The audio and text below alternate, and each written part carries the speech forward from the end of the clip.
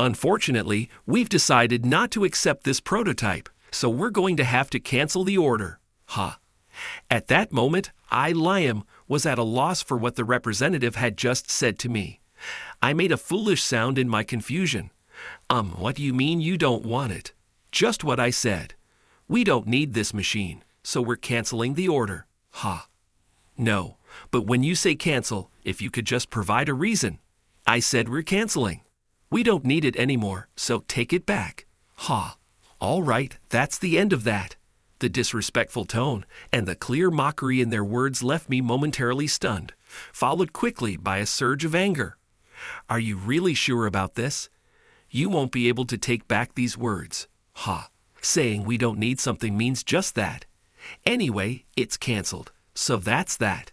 The representative walked away without listening to me.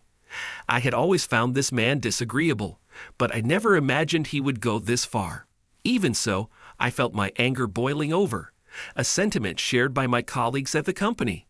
Liam, let's go get ready. If they're set on this, they need to be taught a lesson. Little did I know then, Johnson's actions would lead to serious consequences for the representative and his company. My name is Liam. I'm a typical guy in my 50s working as an engineer for a precision machinery manufacturer. I joined the company as a fresh graduate and have been working here for 27 years.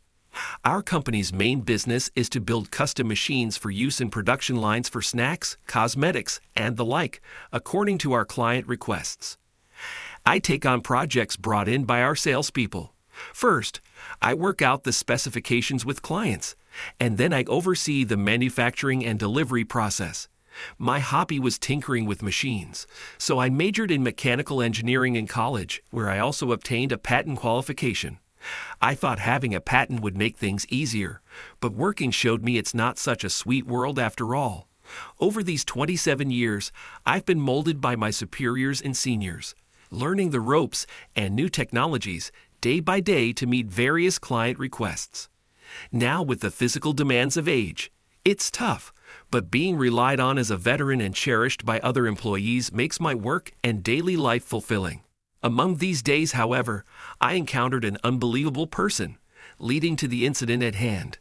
I had no idea why someone so lacking in humanity was entrusted with the role of a transaction representative.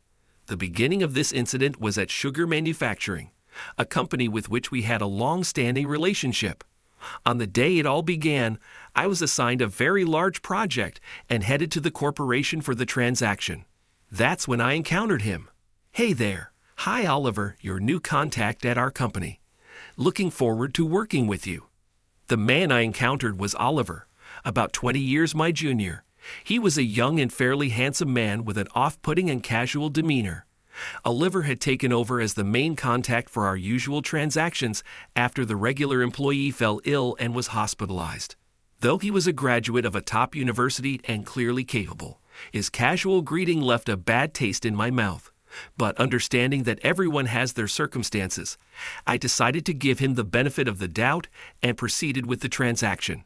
The bosses and seniors are also here to support, so if there's anything, just let us know. All right, let's give it our all. Cheers. Despite his informal farewell, I was determined to rely on his dynamism and committed to doing a good job. 3 or 4 months later, the day to check the first prototype arrived. We made sure everything, including the operation check, was in perfect order to complete the project as scheduled. I was supposed to bring the prototype to Sugar Manufacturing's workshop in Nebraska and have Oliver check it. Ha! Where's Oliver? Today was supposed to be the day for the prototype check. However, I felt something was off when Oliver wasn't at Sugar Manufacturing's workshop. Upon inquiring over the phone with an employee there, I was shocked to learn Oliver had been suddenly absent due to illness a week before. I thought it would have been courteous to inform us of his illness early. Here, Oliver did show up the next day to perform the check at the workshop. Just when I thought things would finally move smoothly from here on out, upon seeing the prototype, Oliver made a sour face and started nitpicking in a casual tone. The size of this prototype is different from what I was expecting. We plan to replace our current machine with this, but it'll leave too much space and look awkward. Hold on. During our meetings, you said a smaller size would be preferable, and specifically requested it. True, I did say that, but seeing the actual thing, it feels different, you know. Also, are there alternative parts to the ones used here? If so, I prefer those. Phew. Now hold on. You agreed that considering your requirements, these parts were the most functional and cost-effective. In this manner, Oliver gave us roughly 20 vague instructions, and thus the first prototype check was concluded. But it didn't end there. During the checks for the next prototypes, Oliver continued to give vague instructions about changing specifications, sizes, and parts. Amidst these unsettling developments, I witnessed something unbelievable. It was after another day of vague instructions. As I was leaving sugar manufacturing, pondering what to do about Oliver. This game app is hilarious. As I passed by a room that looked like an office, I heard Oliver's laughter. Peeking into the room, I saw Oliver playing on his smartphone during work hours. Several female coworkers of a similar age tried to intervene, but Oliver nonchalantly brushed them off and then proposed something unbelievable. "Don't get so worked up. I'm doing my job." Hey, how about we all go for an Italian party at that restaurant after work today? Seeing Oliver laughing and making such an invitation, my head nearly went blank. Months later, as I was leaving sugar manufacturing, I felt downtrodden after another session filled with vague instructions. Oliver was questioned by his boss, who looked skeptical about the checks. Oliver, with a grin, gave a thumbs up to his boss's doubtful face. "Be good here.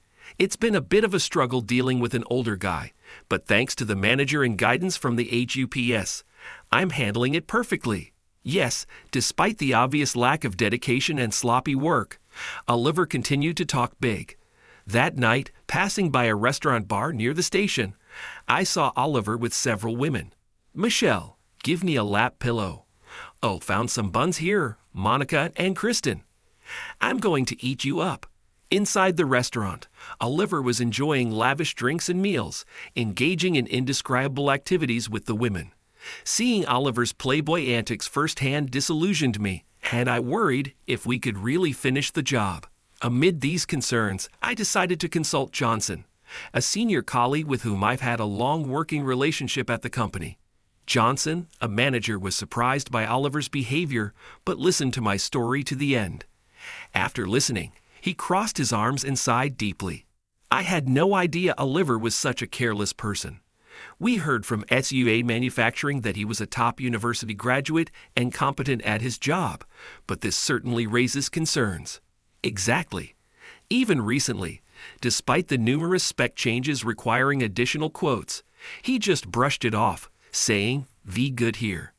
Is he really okay making decisions without upper management's approval? It's possible he's been given full responsibility for the project. But for now, keep going as you have been. I'll talk to the sales department and the president about this, Johnson assured me. With those words, despite my unease, I persevered with the checks, specification changes, and re-estimations, continuing to work diligently as usual. Before I knew it, 3 years had passed. What was supposed to be a one-year project had stretched this long because of our new frivolous contact person. I hadn't anticipated this. Seeing the situation, Johnson, and after hearing from him, the sales team tried several times to discuss the deadlines with Oliver, but he always evasively assured us that things were fine. However, after 10 rounds of trial and error and incorporating all our knowledge and patented technology into the prototype, Oliver's expression finally changed significantly. "Oliver, is there any problem with this?" No, nothing in particular," Oliver replied. With a somewhat breathless look, he seemed to acknowledge the prototype machine. Whether he had acknowledged it or simply run out of complaints, his attitude was still non-committal, but eventually he gave the okay, and we began manufacturing the actual machine. I heard about it. Liam, great job. Hanning and Dare. Tonight we celebrate at the bar. Thank you, but it was the result of everyone, including you and the manager, lending their support. I couldn't have done it alone. Thus, the 3-year cat and mouse game with our frivolous contact person came to an end. However, just before tragedy struck, when I went to sugar manufacturing with the final specifications and estimate to meet Oliver, He dropped a bombshell. Unfortunately, we decided not to accept this prototype, so we're going to have to cancel the order. At first, I didn't understand what I was being told and let out a foolish sound. What do you mean you don't want it? Just what I said. We don't need this machine, so we're canceling the order. Oliver's dismissive mocking tone threw me into confusion. Wait a minute, didn't we spend 3 years making this prototype because you needed it? How can you just cancel it without providing a detailed reason? Well, that's true, but a cancellation is a cancellation. We don't need it anymore, so take it back. All right, that's the end of that. Again, being dismissed in such a mocking manner made my head go blank, followed by a surge of anger. Before I knew it, words of anger flowed from my mouth. Are you really sure about this? You won't be able to take back these words. Ha! Saying we don't need something means just that. Anyway, it's canceled, so that's that. Oliver walked away without listening to the end of my speech, laughing. I had always felt he was careless and unlikable, but I never imagined he would go this far. Feeling even more enraged, yet knowing I couldn't cause a scene at Sugar Manufacturing, I returned to the company with a heavy heart. Upon my arrival, Johnson and the team immediately noticed my state and rushed over. Liam, what happened? Was there an issue at Sugar Manufacturing? Sorry, manager. The thing is, I hesitated to speak, but knew I couldn't keep silent, so I decided to tell them about Oliver's outrageous behavior. What to think? Oliver would do something so absurd. Hold on, I'll check this right now. Johnson, visibly angered, immediately called Oliver. Oliver, what's this about canceling? I just heard from Liam. Could you explain the reason? Oliver's voice, coming through the speakerphone Johnson had turned on, sounded very annoyed. What do you mean? We just don't need it, so we can cancel it. So what's the reason for the cancellation? Is it because you're dealing with another company? Given the amount of time we've devoted to your company, we'd like a satisfactory explanation. It's just circumstances. Does your company need to know all the internal affairs just to cancel? Anyway, a cancellation is a cancellation. That's it. Oliver hung up abruptly before Johnson could argue back. Not only Johnson, but the rest of the team also showed their anger at Oliver's flippant attitude. Then Johnson turned to me. Liam, I know you're tired, but get ready to go out. I'll be back from the president's office by then. What are you planning to do? It's obvious, isn't it? If he's determined to go through with this, then we need to make him understand. Now, get ready quickly. Yes, right away. Urged by Johnson's serious and angry tone, I hurried to prepare for departure. As soon as Johnson returned, the two of us set off to a location he had directed. From the events that unfolded at that location, I quickly grasped the meaning behind Johnson's words. The next day, Oliver stormed into my company with a fury akin to a raid. Hey, where's that old man? Where did Liam go? Tell him to come out. Upon arriving, Oliver began yelling at the receptionist in the lobby. Informed by an internal call for help from the receptionist, I immediately went down to the first floor to confront Oliver. So you finally showed up. What the hell did you do? Oliver, red-faced and breathing heavily, glared at me, but I wasn't intimidated or afraid. Knowing why he had barged in here, I was even less concerned. I kept my cool while facing Oliver. Well, starting off with quite the accusation. What do you mean by what did you do? Don't play them. You went to our rival company, Technoscience, for a deal, didn't you? And on top of that, you snitched to my company's president. Oliver's words made me immediately realize that Johnson's plan had indeed worked. On that day, Johnson had taken me to Technoscience, the rival of Sugar Manufacturing. Technoscience and our company had a transactional relationship, and having patented technology, I had often received their favor. Johnson decided to switch the deal to Technoscience and have them accept the prototype. Technoscience was very pleased with the prototype and agreed to a deal, wanting to utilize it. Regarding Oliver's accusation of snitching, it was more like Johnson had consulted with the president before heading to Technoscience. The president was shocked by Oliver's behavior and actions, including the refusal to accept a prototype, and became furious. What a disgrace! Our company has built its reputation on trust over 30 years, and to think sugar manufacturing would engage in such careless business practices.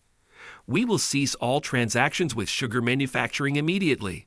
Our company had been highly regarded by many clients, including sugar manufacturing and technicians, for its meticulous work over 30 years. However, Oliver's careless attitude and refusal to accept a prototype threatened to tarnish our company's reputation. Your irresponsible behavior in this transaction and the outright refusal to accept a prototype have angered the president greatly. Thus, the change to a deal with Technoscience and the cancellation of the contract were inevitable. Upon hearing this, Oliver exploded in anger, like a kettle boiling over. This is ridiculous. I was just doing my job as I was told. Why does that warrant a transaction halt because of your damn president? I got disciplined and fired after his outburst. Oliver shared the main reason he had barged in here. He explained what he had experienced at sugar manufacturing the day before. Oliver was suddenly called by the president of sugar manufacturing and was given a disciplinary dismissal. The reason was his arrogant behavior towards me during this transaction and the responsibility for refusing the prototype. Oliver had caused several issues at sugar manufacturing due to his carelessness, but it turned out that one of the executives, his father, had helped him get the job through connections. Despite his father's influence and his credentials from a top university, Oliver's performance had prevented others from admonishing him too severely. However, this led Oliver to believe he could do as he pleased without consequences, which reflected in his behavior during this transaction. The refusal to accept a prototype was completely one-sided simply because he disliked me, and he unabashedly stated, "I was just doing my job as told." This was the final straw for the president of sugar manufacturing, leading to Oliver's dismissal for causing the transaction to halt. Even his father, who had been a backbone for him, couldn't save him this time. His father, too, was disciplined and dismissed for allowing Oliver's misconduct. Regardless of the responsibility for mixing in defective products, getting our president angry enough to stop a transaction and then being fired for misconduct is entirely your own deal. Perhaps this will teach you to start over and learn everything for reemployment. What the hell? You just wait and see. With steam practically shooting out of his head, Oliver finally lunged at me in a fit of rage. However, soon after, several security guards who had rushed to the scene effortlessly subdued Oliver before he could lay a hand on me and escorted him out to the public. Additionally, the security had alerted the police, and by the time he was taken outside, a patrol car had arrived. What followed was a scene straight out of a TV show, ending with Oliver being taken away by the police. I won't forget that face of yours. Remember this, Liam. Before the patrol car drove away, Oliver, while being restrained by the police officers, managed to force his face out the window and left me with those parting words. Subsequently, the president of sugar manufacturing called our president, pleading for the resumption of business, explaining his firing of Oliver and his father for causing this monumental blunder. However, our president dismissed the notion that firing Oliver and his father would restore lost trust, firmly stating that the decision to cease all dealings remains unchanged before hanging up. Following that, sugar manufacturing fell into financial trouble due to the substantial damages claimed by our company and the cancellations of projects triggered by this incident, leading to its inevitable bankruptcy. As for Oliver and his father, they were left with a huge debt from the damages and further isolated by his mother's decision to disown them and file for divorce, plunging them into a life of poverty and utter isolation. Currently, they are living day to day, juggling multiple jobs to pay off debts and living expenses. Despite this, Oliver's pride remains intact, leading to a cycle of job changes and dismissals. Moreover, their constant blaming and loud arguments have caused complaints from the landlord and other tenants of their cheap apartment, hinting at impending homelessness. As for me, I continue to enjoy a fulfilling life as a middle-aged professional, maintaining good relationships with Johnson and my other colleagues at work, while the 3 wasted years on Oliver do sting. I've chosen to view it as a lesson in sharpening my judgment and dealings with others. Reflecting on those 3 years as a learning experience, I vow to dedicate the remainder of my working years to the company and its future generations, ensuring such incidents don't recur. Approaching retirement, I believe there's still much I can offer, and even after leaving the company, that won't change.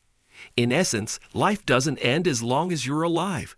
Believing in those words, I intend to live and strive each day as long as possible.